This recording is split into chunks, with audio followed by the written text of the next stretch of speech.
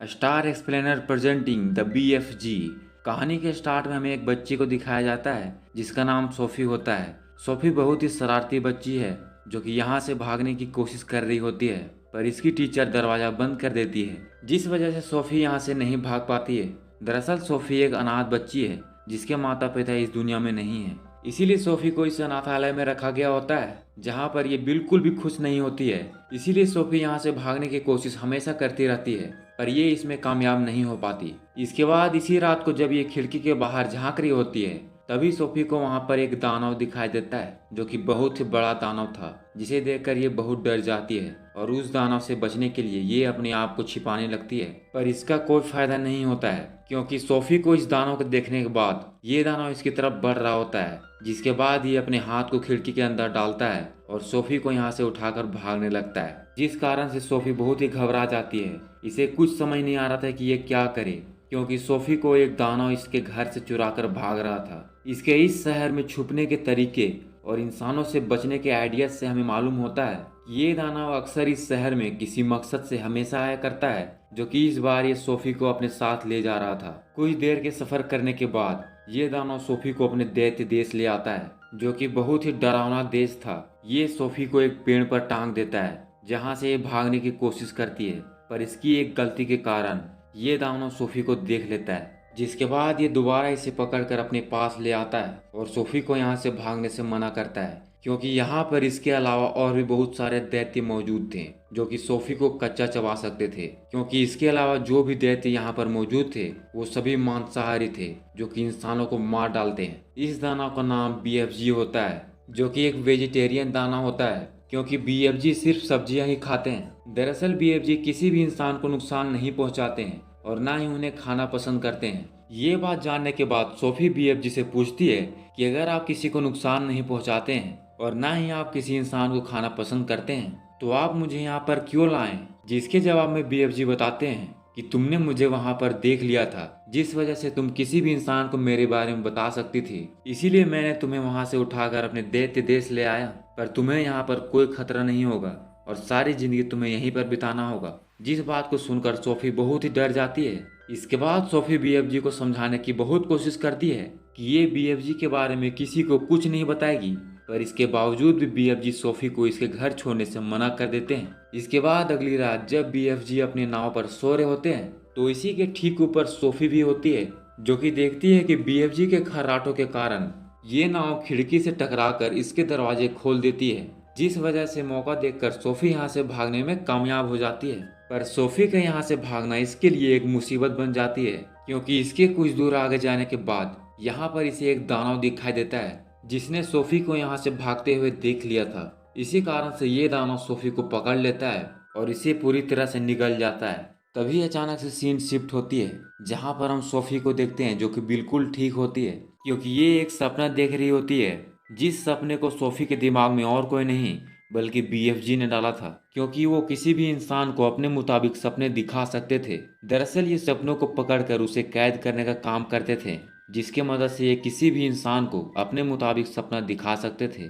BFG ने ऐसा इसलिए किया था क्योंकि ये जानते थे कि सोफी यहाँ से भागने की कोशिश जरूर करेगी, जिस वजह से ये किसी भी बड़ी मुसीबत में पड़ सकती थी। इसी कारण से BFG सोफी को यहाँ से भागने के लिए मना कर रहे होते हैं। तभी ये टेबल पर रखी एक जूस को देखती है जिसके बुलबुले नीचे गिर रहे होते हैं, जिसे देखकर ये बहुत हैरान होती है। तभी BFG सोफी को बताते हैं कि ये जूस ककड़े के बने जूस हैं, जो कि एक सब्जी है जिस जूस को सभी दैत्य पिया करते हैं। इसके बाद ये इस जूस को पीते हैं, पर इस जूस को पीने के बाद मुंह से डकार निकलने के बजाय उन बुलबुले के नीचे जाने के कारण इनकी डकार कहीं और से निकलने लगती है, जिस चीज को देखकर सोफी बहुत ही सरप्राइज होती है। पर तभी इनकी आवाज को सुनकर एक दैत्य यहाँ पर आ जाता है जो कि BFG से काफी बड़ा था, पर इसके साथ साथ ये दैत्य बहुत ही बुरा था जो कि इंसानों को मार डालता है और उसे कच्चा निगल जाता है। यहाँ आने के बाद इसे सोफी की महक लग जाती है, इसीलिए ये सोफी को ढूंढने लगता है। तभी मौका देखकर ये सब्जी के अंदर चली जाती है,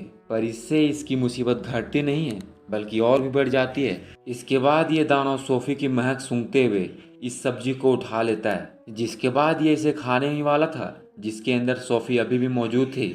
तभी इसके पैर BFG को दिख जाते हैं, जिसे देखने के बाद BFG इस दानव को सब्जी खाने से मना करता है और किसी न किसी बहाने से इसे बचा लेता है और इस दानव को यहाँ से जाने को बोलता है। उस दानव के जाने के बाद सोफी इससे बाहर निकलती है, पर इस गंदे सब्जी में जाने के कारण ये बहुत गंदा हो जाती है। इसीलिए BFG सोफी को नहलाने के लिए अपने सीक्रेट गुफा में ले जाता है, जहाँ पे हम शीशे में कैद बहुत सारे अच्छे या बुरे सपनों को देख रहे होते हैं, जो कि दिखने में बहुत ही सुंदर और मनमोहक थी। इसे नहलाने के बाद BFG सोफी को इसके पहनने लायक कुछ कपड़े देता है, जो कि और किसी के नहीं बल्कि उसके हैं, जो कि इससे पहले BFG के साथ एक लड़का रहा करता था, जिस लड़के को यहाँ रहने वाले दैत्यों ने मार डाला था। इसके बाद ये सोफी को इस पेड़ के अंदर रहने को बोलता है, क्योंकि BFG सपनों को पकड़ने जाने वाले थे, जिस वजह से सोफी यहाँ पर अकेली हो जाती और इसे उन दैत्यों से खतरा हो सकता था। इसलिए BFG यहाँ पर इसे छुपा कर जा रहे थे, पर ये यहाँ पर बिल्कुल भी अकेली रहना नहीं चाहती थी और BFG के साथ जाना चाहती थी। पर BFG के ना चाहते हुए भी इन्हें सोफी को अपने साथ ले जाना पड़ता है। इसके बाद जब ये लोग चुपके से इन दैत्यों से बचकर आगे बढ़ रहे होते हैं, तभी इसमें से एक दैत्य BFG को पकड़ लेता है, जिससे सोफी नीचे गिर जाती है। पर ज्यादा छोटे होने के कारण ये दैत्य सोफी को नहीं देख पाते हैं, जिस मौके का फायदा उठाकर सोफी इस गाड़ी में छुप जाती है। पर इस तरफ हम देखते हैं कि ये सभी दैत्य BFG को बहुत तंग कर रहे होते हैं और इनके साथ बहुत ही बुरा व्यवहार कर रहे होते हैं। पर अकेले होने के कारण BFG इन लोगों को कुछ नहीं कर पा रहे थे। तभी अचानक से यहाँ पर बारिश होने लगती है, जिससे बचने के लिए ये दैत्य यहाँ से भागने लगते हैं, क्योंकि इस दैत्य देश में BFG के अलावा सभी दैत्य पानी से बहुत डरते हैं। इसी मौके का फायदा उठाकर BFG और सोफी यहाँ से निकल जाते हैं। पर इसी बीच इन दैत्यों को सोफी का बिस्तर मिल जाता है, जिससे ये लोग समझ जाते हैं कि BFG के पास एक इंसान है। यहाँ पर हम इन दोनों को देखते हैं जो कि पहाड़ी की चोटी पर चढ़ रहे होते हैं और कुछ देर के बाद ये लोग उस जगह पर पहुंच जाते हैं जहाँ पर BFG सपनों को पकड़ता है और उन्हें कैद करके शीशे में रखता है। वहीं BFG सोफी को बता रहे होते हैं कि इन्हें दुनिया के सारे जीव जंतु, पेड़ पौधे और इंसान की छोटी से छोटी आवाज भी सुनाई देती है,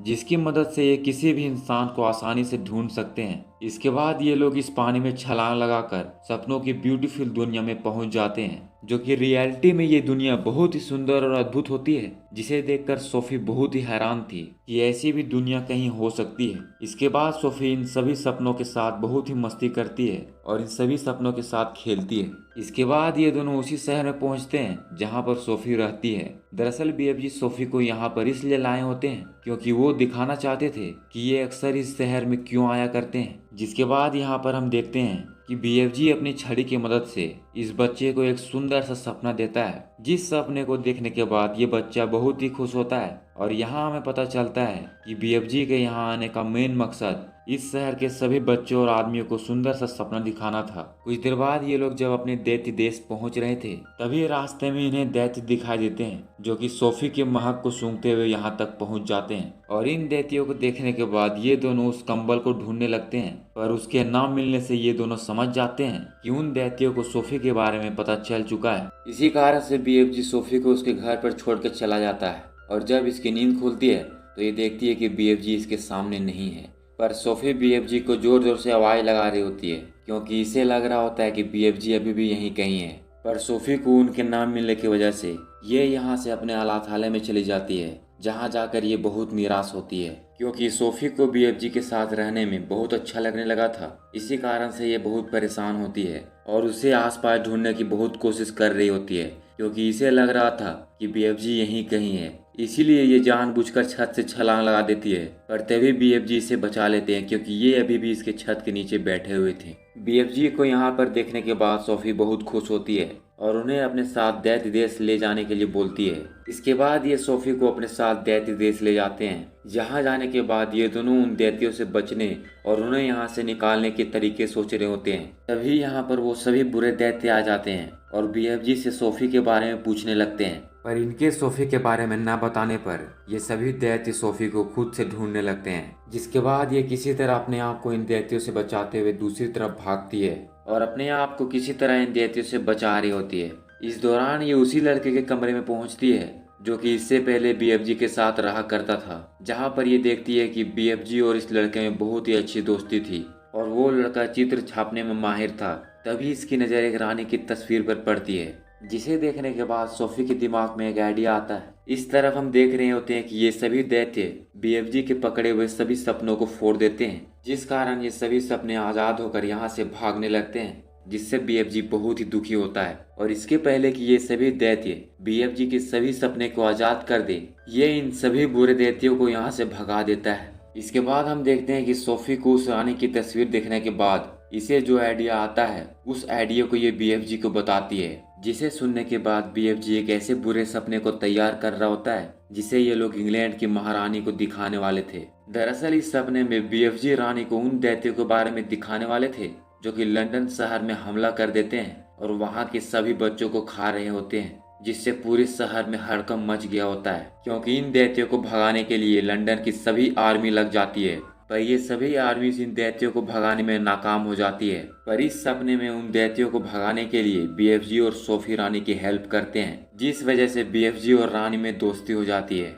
दरअसल ये दोनों रानी से मिलने वाले थे, इसी कारण से ये लोग इस सपने को इस तरह से बना रहे थे ताकि जब ये लोग रानी से मिले तो वो बीएफजी से मिलने के बाद इन्हें कोई नुकसान न पहुंचा सके। इसके बाद ये लोग चुपके से सभी गार्ड से बचते हुए रानी के महल तक पहुंच जाते हैं, जहां जाने के बाद बीएफजी रानी के मन में वही सपना डाल देता है जिस सपने को उसने बनाया था। तभी ये इस बुरे सपने को देखते हुए अचानक से चिल्लाते हुए जगती है, जिसकी आवाज सुनकर यहाँ पर एक लेडी आती है जिसका नाम मैरी होता है। वहीं हम इस कमांडर को भी देखते हैं जिसका नाम मिस्टर टिप्स होता है। ये रानी इन सभी को अपने सपने के बारे में बताती है, जिसमें इन सभी लोगों को यकीन नहीं हो रहा था, क्योंकि हम सभी जानते हैं कि इस दुनिया में दैत्य नाम की कोई चीज होती ही नहीं है। इसी कारण से ये दोनों रानी की बात को नजरअंदाज कर रहे थे। पर कुछ देर बाद जब मैरी खिड़की के पास जाती है तो वहाँ पर ये सोफी को देखती है, जिसे देखकर ये बहुत हैरान हो जाती है। पर रानी ने सोफी को अपने सपने में देखा था, इसी कारण से ये सोफी को पहचान लेती है और ये समझ जाती है कि सोफी जरूर अपने दैत्य यानी बीएफजी के साथ आई है। जिसके बाद ये उसे बुलाने के लिए बोलती है और सोफी से प्रॉमिस करती है कि ये बीएफजी को देखने के बाद उसे कोई नुकसान नहीं पहुंचाएगी। इसके बाद बीएफजी रानी से मिलते हैं और उनसे मिलकर ये एहसास दिलाते हैं कि ये रानी की मदद करने के लिए यहाँ पर आए हैं। इसके बाद यहाँ पर हम देख रहे होते हैं कि बीएफजी का यहाँ पे बहुत ही शानदार तरीके से मेहमान नवाजी किया जा रहा है, जिसे देखकर बीएफजी बहुत खुश होते हैं, क्योंकि आज से पहले इनका ऐसा आदर सत्कार कहीं नहीं हुआ था। इसके बाद बीएफजी के सामने अलग अलग तरह के भोजन परोसे जाते हैं, जिस चीज को बीएफजी ने आज से पहले कभी नहीं देखा था, जिसे खाने के बाद ये बहुत खुश होते हैं। और इस चीज से खुश होकर बीएफजी इन लोगों को अपनी शरबत दिखाते हैं और यहाँ बैठे सभी लोगों को ये शरबत बांट देते हैं। सोफी इस चीज के लिए बीएफजी को मना कर रही थी, पर ये लोग इसकी बात नहीं मानते और बहुत ही मजे से ये शरबत को पी लेते हैं, जिस चीज को पीने के बाद इन लोगों के साथ वही होता है जो कि बीएफजी के साथ हुआ था, क्योंकि जिस किसी ने भी इस शरबत को पिया था उस शरबत का इनकमिंग इनके मुंह से तो हो गया था, पर इस शरबत के साइड इफेक्ट का आउटगोइंग कहीं से और होने लगता है, जो कि दिखने में बहुत ही फनी और मजेदार था। पर इस शरबत का असर सिर्फ इंसानों पर ही नहीं हुआ था, बल्कि इसके साथ साथ इन कुत्तों पर भी हुआ था, क्योंकि इन डॉग्स ने भी इन शरबत को बहुत ही चाव से पिया था, जिसका साइड इफेक्ट यहाँ पर हमें देखने को मिलता है। दोस्तों, इस मूवी की सबसे बेस्ट फनी सीन हमें यही लगा था, क्योंकि इस फनी सीन को देखने के बाद कोई भी इंसान अपने आप को हंसने से नहीं रोक पाएगा। दोस्तों, आपको भी इस मूवी की ये फनी सीन अच्छा लगा होगा तो इस चैनल को लाइक और सब्सक्राइब करना बिल्कुल ना भूलें। इसके बाद रानी के आदेश अनुसार लंदन के एयरफोर्स और मिलिट्री बीएफजी का पीछा करने लगते हैं, क्योंकि ये इन लोगों को दैत्य देश ले जा रहे थे। कुछ देर के सफर करने के बाद जब ये लोग दैत्य देश पहुंचते हैं तो बीएफजी इन लोगों को यहीं रोकने के लिए बोलता है, क्योंकि असल में इनका प्लान ये था कि सबसे पहले ये उन दैत्यों के लिए एक ऐसा सपना तैयार करेंगे जिसे देखने के बाद ये दैत्य खुद से लड़ने लगेंगे और इस लड़ाई का फायदा उठाते हुए लंदन की सभी एयरफोर्स आर्मी इन दैत्यों को आसानी से पकड़ लेगी। पर उन दैत्यों को इस सपना को दिखाने से पहले बीएफजी सोफी से बात करते हैं और सोफी को समझाते हैं कि तुम्हें अब यहाँ नहीं रहना होगा, क्योंकि तुम्हारा लाइफ लंदन शहर में है, ना कि यहाँ पे। सोफी तो इस बात से बहुत निराश होती है, पर बीएफजी के समझाने पर यह मान जाती है, क्योंकि ये विश्वास दिलाते हैं कि जब तुम मुझे याद करोगी तो मैं तुम्हारे पास चला आऊंगा। पर तभी इन्हें याद आता है कि सपना दिखाने वाली छड़ी को इन्होंने लंदन शहर में ही छोड़ दिया है, जिस कारण ये इन दैत्यों को सपना नहीं दे पाएंगे। जिस बात को जानने के बाद सोफी अकेले ही उन दैत्यों के पास चली जाती है और यहाँ आने के बाद ये बिना किसी देरी किए मौका देखकर ये शीशे को तोड़ देती है, जिस वजह से बीएफजी के बनाए हुए सभी सपने इन दैत्यों के अंदर चले जाते हैं। इस कारण ये सभी दैत्य एक दूसरे से लड़ने लगते हैं, जिस मौके का फायदा उठाते हुए लंदन के सभी एयरफोर्स आर्मी इन दैत्यों पर हमला कर देते हैं और उन्हें अपने जाल में फंसाकर इन मजबूत हेलीकॉप्टर की मदद से इन सभी बुरे दैत्यों को दैत्य देश से 7 समुंदर दूर एक वीरान और छोटे से टापू पर छोड़ देती है, जहां पर इन्हें ककड़ी की सब्जियां और इनके बीज इन दैत्यों को खाने के लिए दिया जाता है। और अब यहाँ पर सबसे मजेदार बात ये थी कि जिन दैत्यों को सिर्फ मांस खाना पसंद था और उन्हें अब इस वीरान टापू पर सिर्फ सब्जियां ही खानी पड़ेगी, क्योंकि अब ये लोग यहाँ से कभी नहीं निकल पाएंगे, क्योंकि चारों तरफ सिर्फ समुंदर ही समुंदर थी। जिस सिचुएशन को देखकर ये सभी दैत्य